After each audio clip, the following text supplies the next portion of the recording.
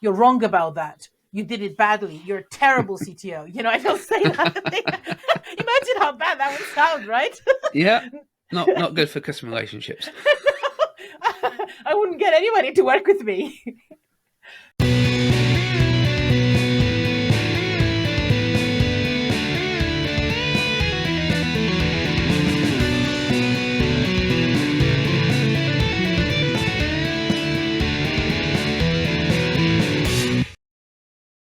Hey, welcome, Adelina. So you've worked with hundreds of engineers and CTOs in the last decade. What's the biggest pitfall that you've seen them in transitioning from being an engineer to a CTO? The biggest pitfall is the fact that they go into the CTO role and start applying the individual contributor mindset that they have as an engineer to their CTO role, which is actually a strategic and sometimes operational role. So does that apply to CTOs of all level, or are we particularly talking of startups here? Well, this is a very good question, actually, because I used to think that it only applies to CTOs in startups. However, I have found some CTOs in some major scale ups who Really? somehow, through luck, ended up a CTO at this company of 500 people, but they still had that individual contributor mindset that they had 5 years ago, 8 years ago, when they started as CTO in a small startup. So what are the kind of mistakes that you see them making in those scenarios? Oh, the core mistakes I see them making are that they hoard code. They just think that they are the alpha geek in the room and they should be the one that has all the technical answers for everybody.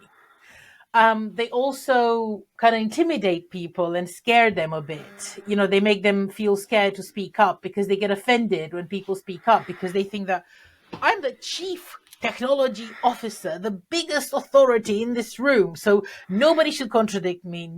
They completely miss the point of what the role of CTO is about. About nurturing other engineers to come up with ideas. And another key mistake they make, and this is on a completely different level, is they speak geek speak in the boardroom. They talk in the boardroom about bug reports and technical debt without explaining the so what. Why should the business care about these things? So unpacking that, we've got a kind of toxic environment, creating Yep. a single point of failure, Yeah. and talking a foreign language to the board. Yes. And So if those we are start just that, three, okay? There's a million others we can list. so if we start unpacking that, what can they Yeah. do to create a less toxic environment and creating a good environment that people are going to want to work for them and with them, rather than run away and find another role? Yeah, so first of all, when someone contradicts them, when they have the guts to contradict them to begin with, they shouldn't try and put them down by saying, I disagree, you are wrong.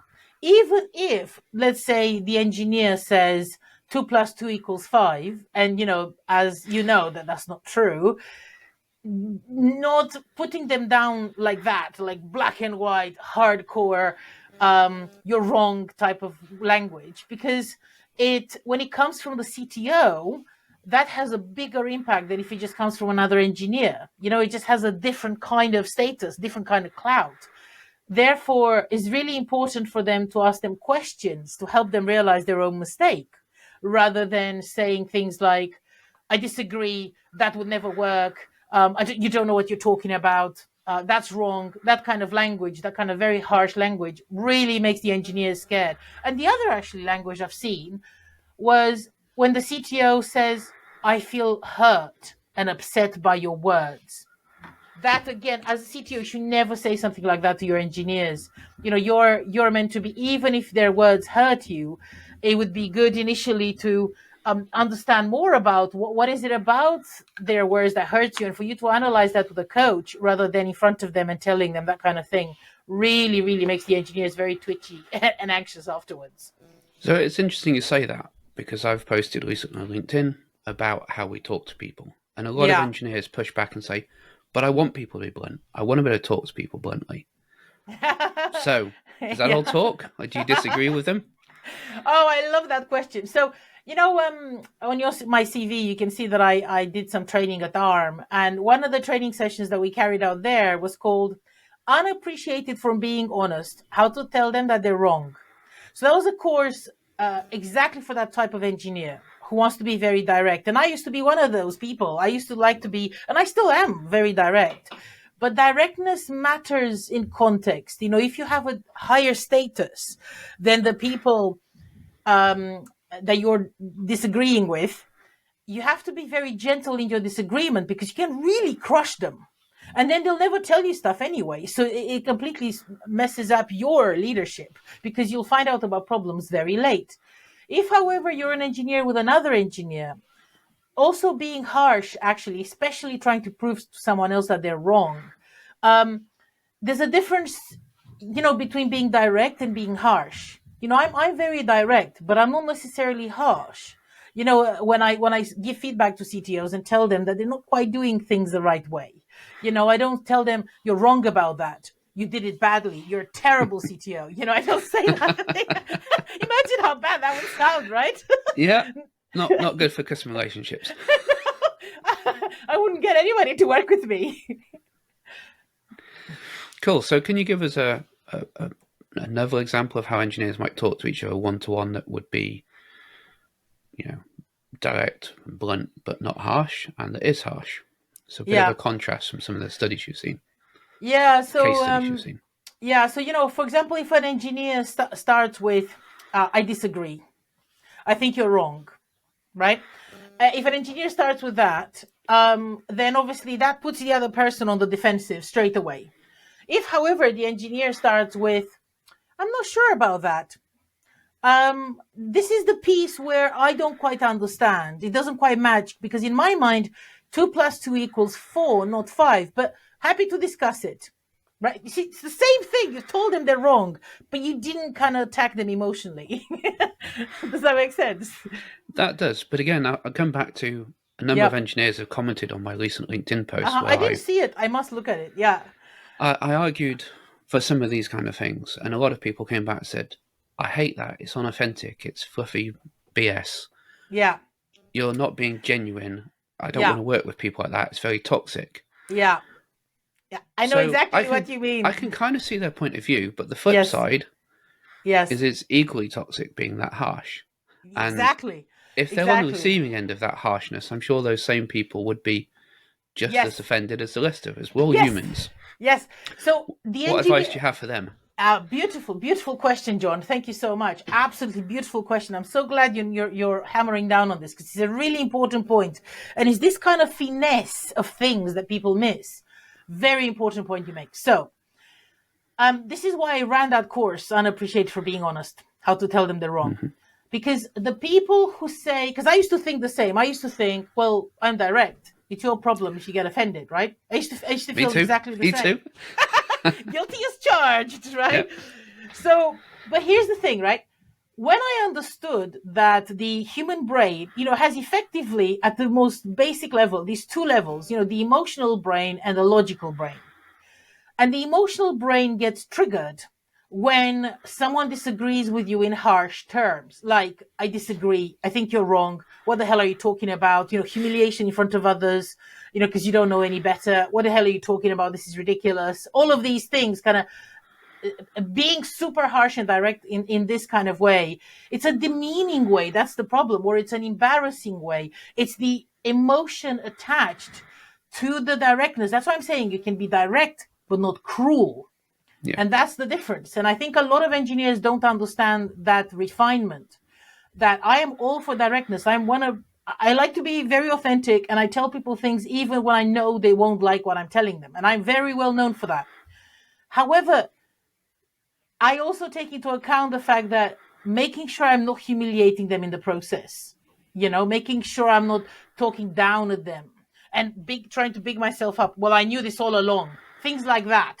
Right? Yeah. These kind of expressions. I knew this all along, or I already knew that you're basically behind. Stuff like that. Or everyone else knows this. Why are you the only one who doesn't? Horrible, horrible thing, right? And it's that emotional brain that gets attacked when we have this harsh language. Harsh language does not mean being honest and direct. They're very, very different things. And I think people miss the distinction between the two. Yeah, and again, I think the example there for my post the other day was swapping the word "but" for "and." Yeah. And it's a tiny thing. And Yes. the reason I wrote about that is because I upset a CEO regularly by using the word "but." Yeah. Everything he came up with, I said yes, Yeah. but. Yeah. You can see the argument in there already, right? But yeah. Well, many of his ideas were crazy, so it was quite a struggle not to say "but." Yeah. However, once or twice might have been fine. It was every time we had the conversation, that word "but" ended. And to a certain extent, I felt, at the time, I felt, you're a grown man. You've had 40 years of work experience. Yeah. You should have reached a level of emotional maturity that you're not offended by me saying "but." Yeah. When we're clearly on the same side, we're trying to achieve the same goal.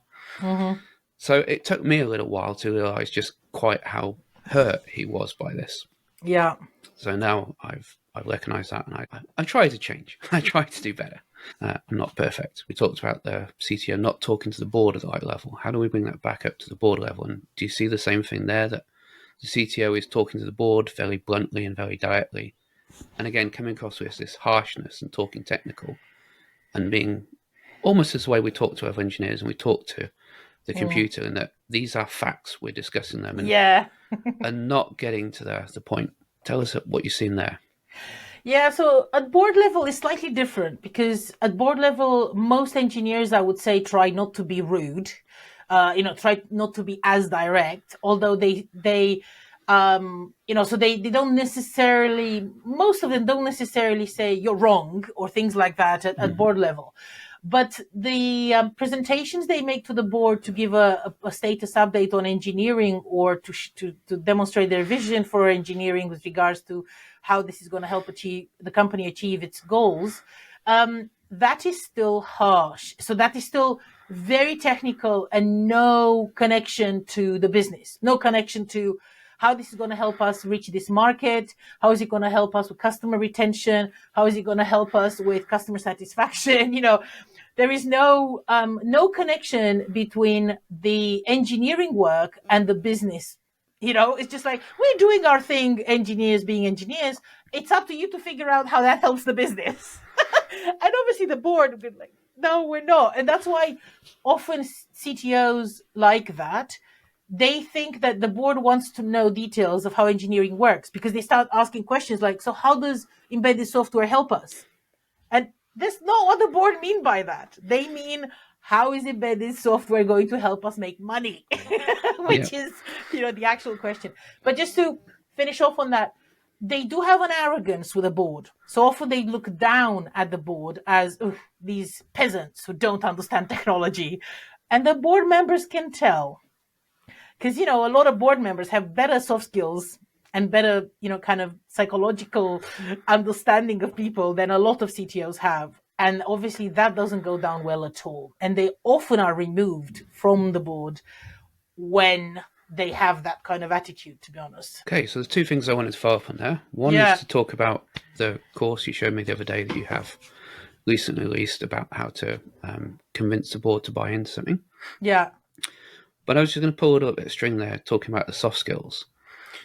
There was a video I saw on YouTube a couple of days ago reflecting on a recruiter sent a very nasty email to an engineer who missed an interview due to confusion about time zones. The guy commenting on this in his video made the observation that engineers as a population probably have a lower average level of soft skills than the population in general has on average.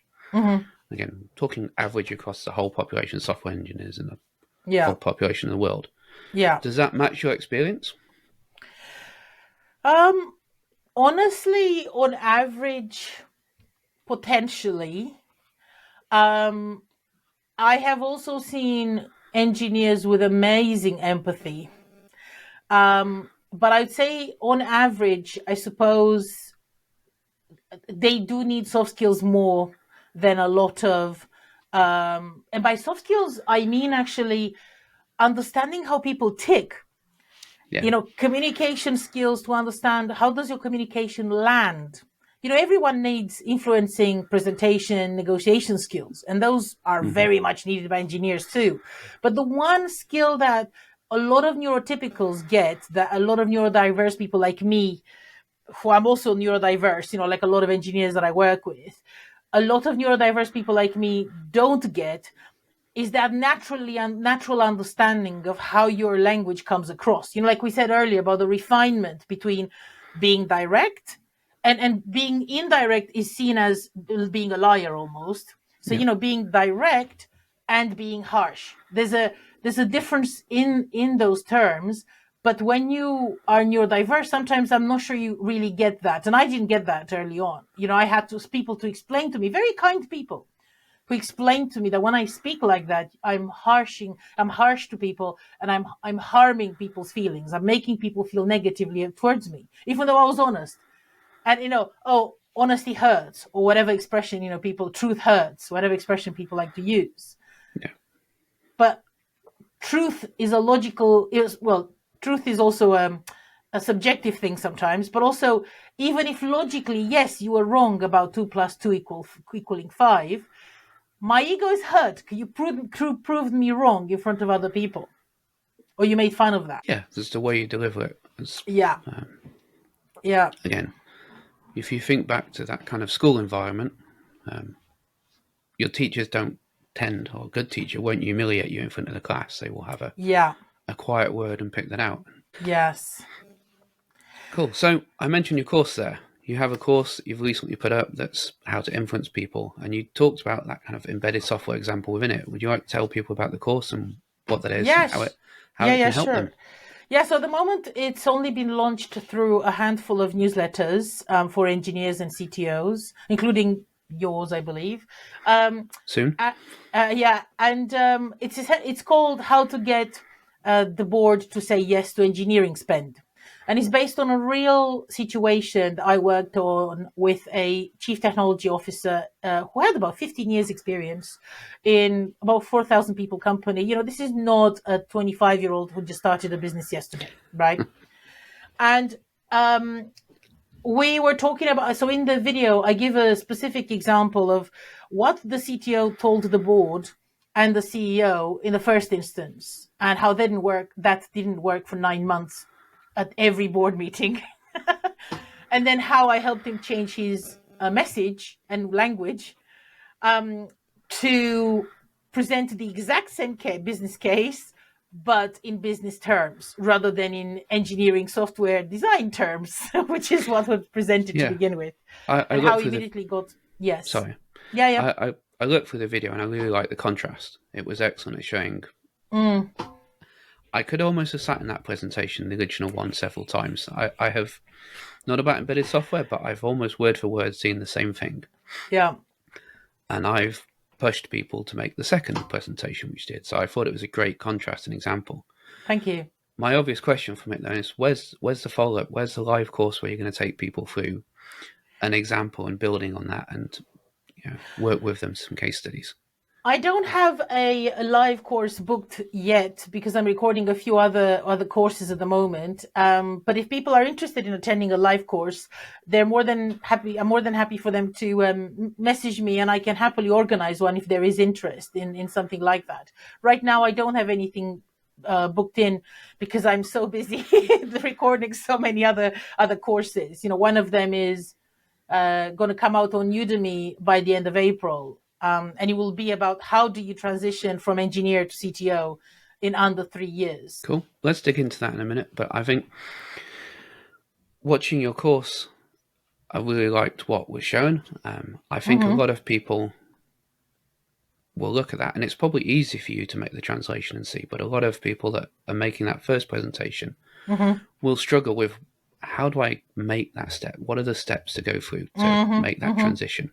And I think you and I would find it quite easy. We've done it many times, and maybe we just think it's quite obvious and easy because we've done it before. Yes. Can you kind of distill 3 or 4 steps that they might take to go from, this is my embedded software, or this is my technical debt, to why this matters to the business and how it's going to help? Oh, brilliant question, John, as always. Yeah, fantastic. Yes. So the first step a CTO needs to make in order to get the right information. So this is what I discovered, that most of them didn't have the right information at their fingertips, that because they never think about it in those terms. So the first step is to speak to the other departments to understand what is the impact of engineering on customer satisfaction, on market share, on customer acquisition. How can we, and actually, frankly, that, so weirdly, sometimes some CTOs, in the case of this particular CTO, do have those conversations, but they don't include that. And that's how they kind of get to the conclusion that they need to change, things, but they don't share that to the board. So they know that they're losing market share. Why would a company bother to redesign a successful product? Why would you? When Yeah, it's been working for absolutely. 20 years. But when you're losing market share, because your competition has this updated way of the product functioning and is less intrusive or less inconvenient for customers, then you are going to start losing market share. Frankly, if you go to the point where you're losing market share, it's too late. Yeah. So customer satisfaction surveys, customer dropouts, customer renewal of membership, whatever it is that your business model is, speaking to customer success, to sales, to customer acquisition teams, depends on what you have within your business, but speaking to the CFO as well to understand how much do things cost. Sometimes CTOs have no idea of the cost of engineering, and having, I've seen that before. yeah, so speaking to the CFO, speaking to the CEO, and also having these conversations with the rest of the C-suite as part of making a plan and making the decision of what should change, rather than, oh, I decided in my lab that actually we need to redesign this because it's the coolest new tech out there. So what is the coolest new tech out there? Does it bring us any money? Does it save us any money? Otherwise, we don't care. So those are the steps. Speak to the customer success. Step 2, speak to the CFO. Step 3, speak to the CEO. And after you've spoken to all these people, go back to them actually with a draft idea and plan, and discuss with them the options. Like, for example, in my presentation, you see there that the CTO says, well, I've spoken to customer success and they have alternative plans of how to keep in touch with the customers, because obviously removing the need for the customer to come back every 2-3 years or whatever, it removes that kind of customer touch point. Yeah. But I've spoken to them, so it shows the collaboration with the rest of the C-suite, and they have alternative plans for this. So showing, see that kind of, so checking in with them, how would this look like for you? How will this impact you if we change this? Not just, we're going to change this, it's going to be great, it's the best tech in the world. Goodbye. So I very much try and sum that up as it's talk to their team, which is the C-suite, Yes. not to their team, as they think of it, of the Yes. engineers. Yes. Talk to your first team, and as a CTO, your first team is that executive management C-suite, team. yeah. Something you said there I think is very interesting, and I've seen it time and again at every level. Engineers, all the way from junior to senior to CTO, do not know what it costs for an engineer. Yeah. What would you suggest they think of and realize? What points are they missing? Sorry, do you mean the cost of having an engineer working for the business, or? Yes. Yeah. So absolutely important point. A lot of CTOs don't speak to the CFO. And this is actually another interesting angle that I've seen. A lot of CFOs are equally introverted and poor communicators, as many CTOs are. Therefore, you have two not great communicators and quite siloed thinking folks not talking to each other. But if you start building bridges with the rest of your first team, as you called it, especially with a CFO as well, who can tell you how much it costs the business for every engineer you have on your team, you can then every decision you make, it will help you understand better how much it will be the cost of engineering to the business to produce that feature Of course, the engineer salaries are not the only thing, but they are a good chunk of the expenditure, for sure. But even then, I have met engineers throughout my career who think, we are paying somebody 50,000, that's what they cost. Yeah. And that's barely the half of it in many Yeah. cases. The fully loaded cost of that engineer will be somewhere between 1.5 and 2 times what their basic salary is. Yes. Depending on bonuses, depending on tax regime, depending on infrastructure and office costs. So I know plenty of places where whatever the salary is, the fully loaded cost will be approximately double. Yeah. And absolutely. A lot of engineers, a lot of CTOs miss that. 100%. When they say, I want 50,000 to hire another engineer, like, well, that means you can pay them 25 grand and you're not going to get much for that. Yeah. Yeah. It's an excellent point you make. So they often underestimate how much it will cost to actually acquire and make an engineer high performing. So hiring an engineer is very different than the cost to the business of that engineer, because the engineer takes at least 6 months to start performing in that business. So the first 6 months is just an investment, first of all. But the other thing is that also the resource. So yes, all of the costs you mentioned, the tax implications, resource, etc.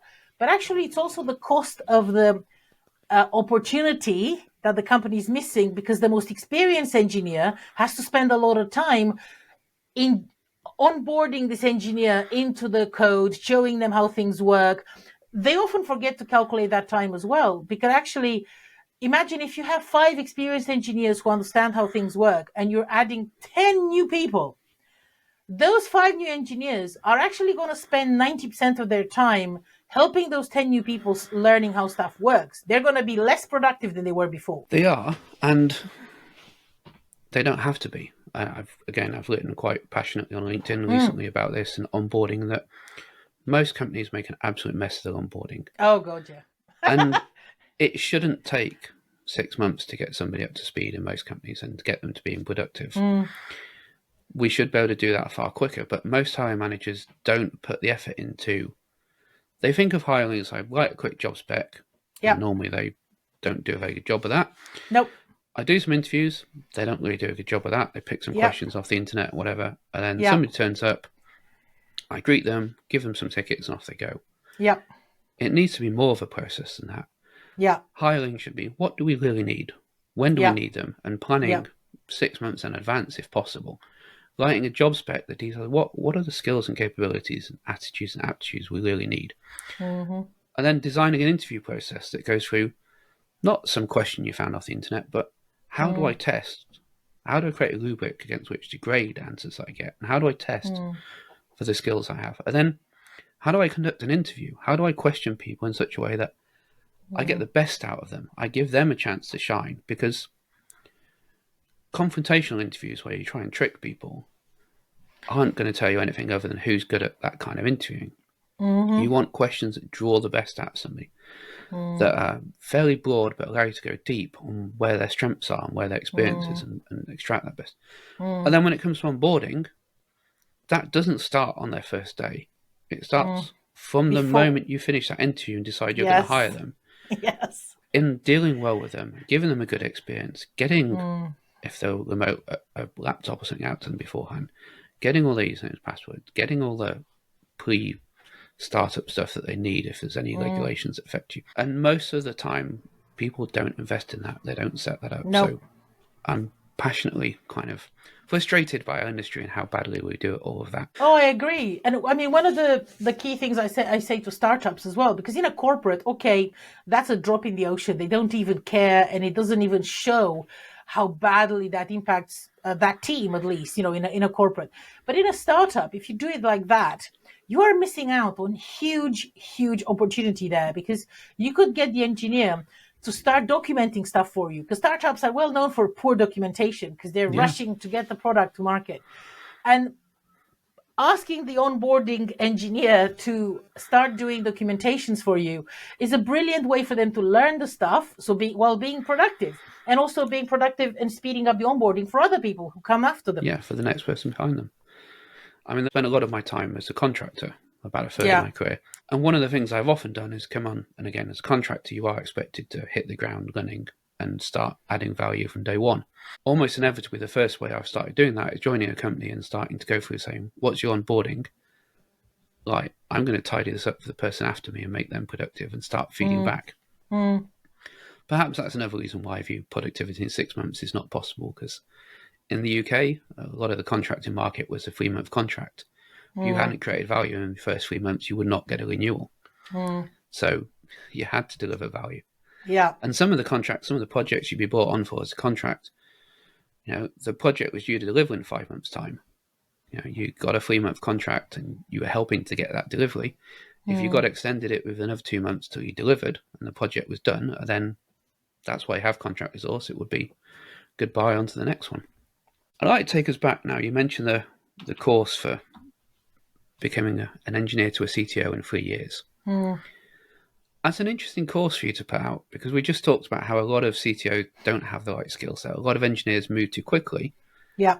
It almost seems like the opposite of that. You're maybe helping them move too quickly. So let's dig into that. Yeah. So why did I label this course like this? It's something that a lot of engineers search for, and it's something that a lot of engineers dream about. But I've decided to put this course. The first lesson on the course explains the key difference in skills that they're going to need to upgrade to actually live and breathe being a CTO. And are they really committed to make that upgrade first? So that's the first So the first lesson is don't do this course. Yeah, the first lesson is don't do this course. And then afterwards, I give them 5 practical ways. So I go, if you're committed, awesome, let's go for it. Because, some people are, and they're brilliant CTOs. I've met some phenomenally good first-time CTOs. But the difference between them and those who are not good CTOs is that they want to learn. That's the key difference. So I give them then 5. I go, if you're sure, let's go ahead, right? And then I give them 5 practical ways they can become CTO in under 3 years that I have seen my real CTO customers become CTO from engineer in under 3 years. But I do say to them, there'll be other courses following. Once you're in that job, there'll be lots of things you need to learn and worry about. But, a lot of people just want the outcome, right? And this is why I always say to them, that's great, you want the outcome. Here is how to get there. This is how a lot of people got there. But it doesn't mean you're going to get what you think you want. Yeah, I think a lot of engineers forget that when you step from being an individual contributor to being a manager, whether that's an engineering manager, director, VP, or CTO, you are going back to step 1. You're going back to being a beginner. Yes. It is a different career path. Yes. And, you've gone down a snake, you've gone past go and you have to go to jail. You are going back to the beginning in step 1 and you have to start again. Absolutely. So you highlight 5 things there. Don't want to spoil the course, but maybe what's one of them that you could pick out as a bit of a sample taster? Yeah, sure. So one of them, actually, I'll give you 2 of them even if you want. One of them, I describe how you can become, because, a lot of people realize that they can become a CTO very quickly if they're a founder. But how do you become a founder? So I start breaking down for them in very concrete things how to become a CTO founder, how to get those opportunities, where to get those opportunities, what organizations to speak to. Like, it's extremely, extremely specific. And even if you live somewhere else in the world, I tell you exactly what to look for in your area. So that's one of them. And then the other one gives you, helps you understand what you need to be doing in your current role to be promoted to CTO in that company, if it's a particular type of company, and I tell them what kind of company that has to be, or how to do things in that company that next you can be easily given the job title of CTO in the next role you apply for. So it's all very, very specific advice, very clear, not big, airy-fairy stuff that I've seen on, a lot of the internet. There's lots of articles about how to become a CTO, but they're all very general, like learn how to be a strategist. Okay, thanks. So being a founder is easy. Yeah, I did it. Yeah. You just start a company, call yourself founder. Yeah. Boom. No, but I mean a founder in an invested company. I meant an actual founder in a company that has backing. Oh, I'm going to pull that one. Oh, I'm going to go put on on. that because Go ahead. I love it. I love your lovely questions. They're very good. I've run my current business for 16, 17 years, 18 years maybe, alongside a few other things. And my business before that, I ran for 6 years. Yeah. Neither of them were backed. Both companies have been bootstrapped. Yeah. One of them has done millions in sales each year. So what does being backed have to do with it? Well, what I mean by that, and obviously, absolutely, for example, if you called yourself CTO in your company, if you're selling millions, then you were actually a true CTO. What I'm talking about is, what I didn't mean people to think is that I'm going to say to you, just go on LinkedIn, start your own thing and call yourself CTO. And that's it. You're CTO in another 3 years. That's what I didn't want people to think that I'm encouraging them to do. What I meant by a backed company, I meant that you are a CTO of a company with co-founders, that you are selling something, even if it is that you're selling an idea that some investors bought. There is some sort of interaction with the market that validates the fact that you are a company, you are something offering something of value. That's what I meant by backed by customers, backed by investors. Okay, so we could pull on things like ConvertKit and Buffer, which are, I believe, both bootstrapped, have been very successful. But a couple of founders started them and bootstrapped them. Okay, cool. So backed doesn't mean just backed by investors; it also means backed by customers. Yeah, real proven actual market success. Yes. Not you hid in your bedroom for a year and built some cool tech that nobody I've bought. seen lots of people. In fact, I've had a couple of people who've been horribly critical of me on LinkedIn. And when I looked, and they had their job title as CTO on LinkedIn, and when I looked at their company, they were basically a self-employed software engineer who called himself CTO, and it was always himself CTO. That is not a CTO. That is just someone who just consults as a software developer and decided to big themselves up. But those people do get hired. CEOs hire those people because they've been a CTO. Not the right ones. I would say my experience, if you're hired by someone because so here's the two red flags there. So if you're hired by a startup because you either attended an Oxbridge CTO course and that they think that makes you a CTO, or because you self-labeled as CTO when you're a one-man band doing software development, that is actually not a good employer to work for anyway. So again, back to market validation, I normally see those people dying within 3 to 5 years anyway, those companies. Yeah, and I've seen a few of them, and maybe we've discussed one or two of those examples in the past, where there's a company that's 5 years old and has had 3 to 5 CTOs already. I think that's quite a red flag, and that suggests that something's wrong, and they keep repeating that pattern. Yes, 100%. So and they don't know what they want. Yeah. Sorry? They don't know what they want. Oh, right, okay. And maybe they got what they paid for as well. Maybe they weren't. Yeah. You know what they say? You pay peanuts, you get monkeys. Yeah. So back to our engineer who's looking to go from engineer to CTO in 3 years. Yeah. How do they avoid being like that then? How do they, whatever skills they need to gain so they can make that step? Yeah. So that was less than what I mentioned. So basically, the key things is that they have to. Coming back to your original point about the pitfall, the key thing is that they have to make a mind shift from individual contributor to strategic contributor. And that means learning how to lead people, learning how to speak to people, to inspire and influence them. That means learning how to create a vision, how to create goals for a team, learning how to influence the board, how to present to the board, learning how to negotiate and push back to the board. Because that's another big problem that CTOs have, and not just first-time CTOs, but many CTOs I've worked with.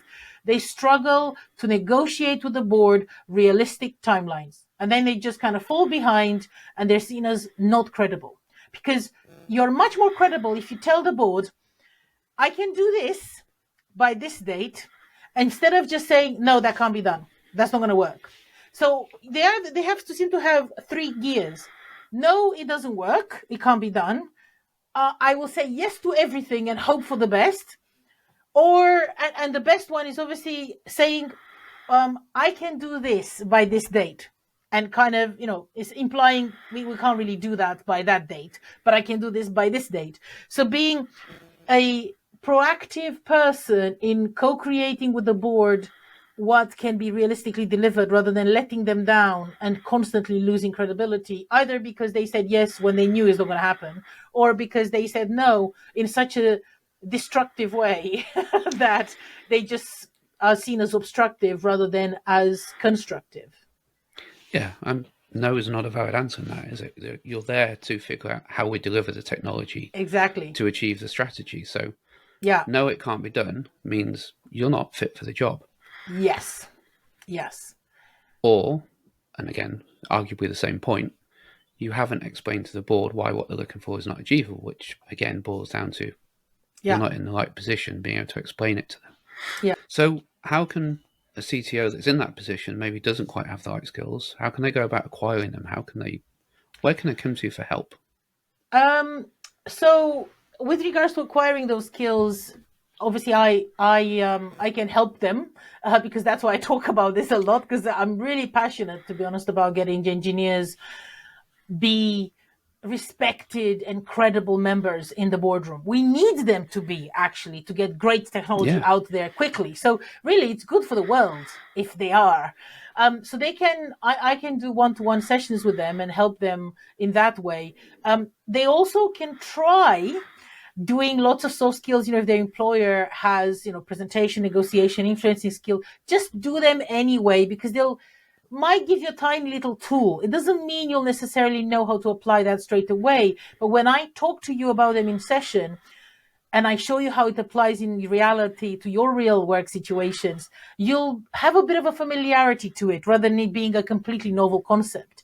And this is what I found, that the CTOs that benefited the most from working with me were that either they saw a training video that I made online first, and then they came to me and had lots of questions about it, just like you asked about the steps to take between, doing this presentation and that quality presentation.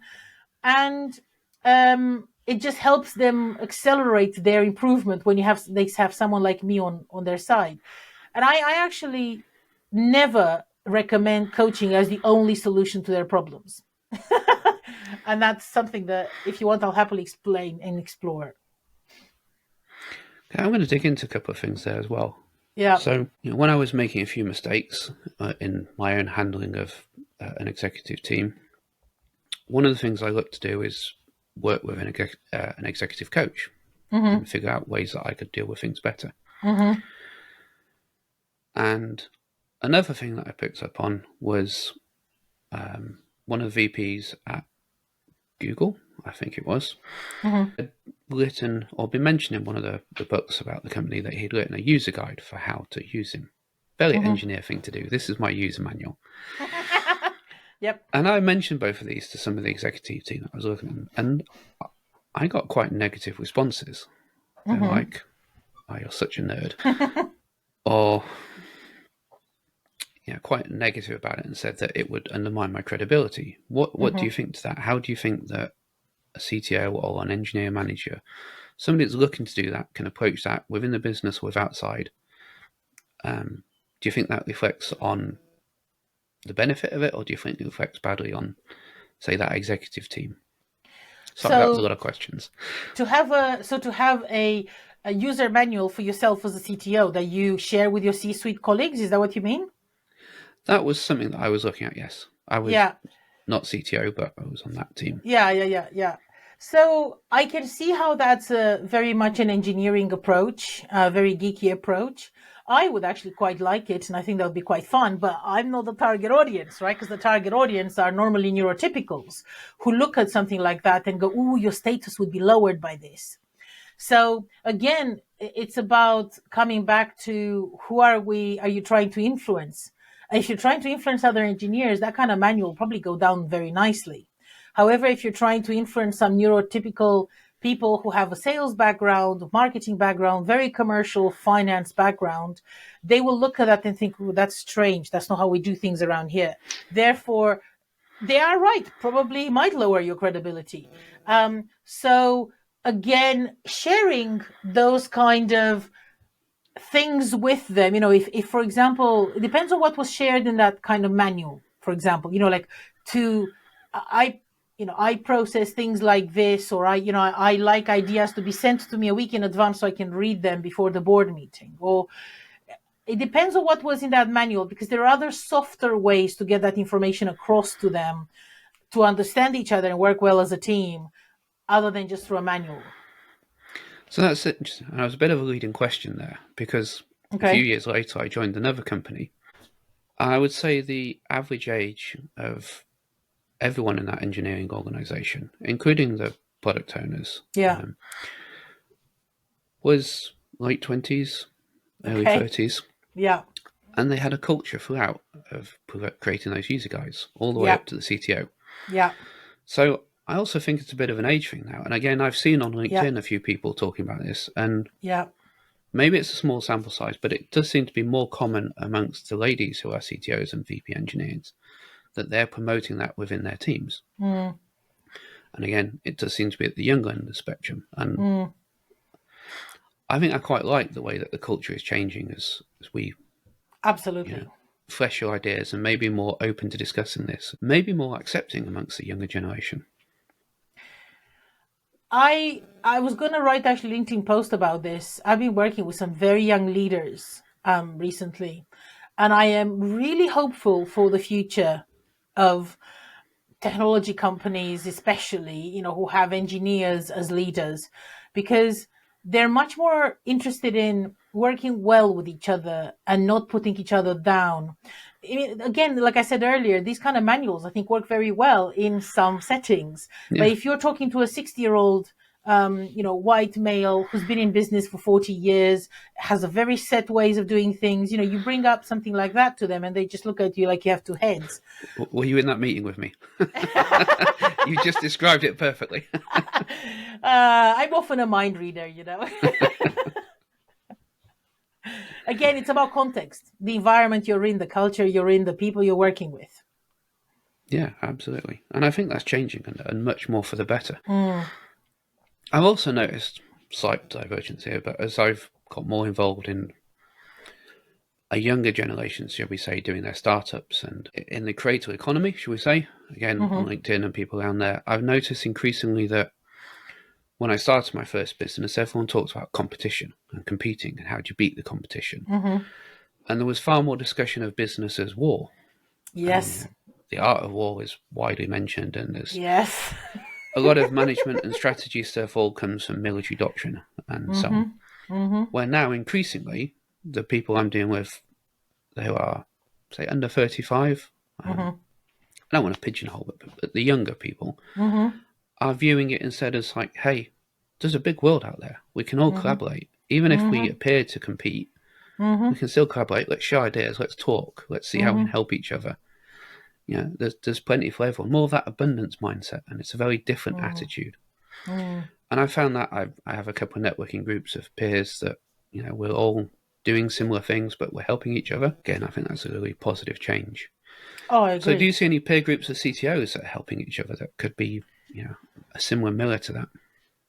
I mean, I think there's, I think you mentioned as well on LinkedIn, Etienne from 7 CTOs, as someone who has a CTO newsletter, and he then recommended Stefan, who also has, I think, the fabulous CTO newsletter. So I think that there's signs in that. I think obviously in the world, there's not as many CTOs as there are engineers. So there won't be, I would say, probably as many networks and as many newsletters as there are for engineers, because I think there's 27 million engineers in the world. Something I don't like think that. Yeah, I don't think the stats you find. Yeah, I don't think there are as many CTOs at all, because obviously, as you'll imagine. So, but yes, I think CTO, like for example, CTO Craft and the CTO Academy have both asked me to collaborate with them, even though on the surface of it, it might look like we're in competition with each other. So yeah, I think there's a lot of collaboration between a lot of people and organizations that work with CTOs as well. It's the way the world is going, which I'm really delighted about, because I don't like this cutthroat, war kind of angle to business. I think that's a very macho, very male, very 50, 70 years ago type of attitude. A lot of early management theory came from the military in World War II. Yeah. It was based around conflict. And yeah, well, I'd like to say the world's changing, but sadly that's not entirely true at the moment. not entirely. Okay, so is there anything else I should have asked you? Is there anything else we should talk about here? Oh gosh, there's a million other questions which we could talk about, of course.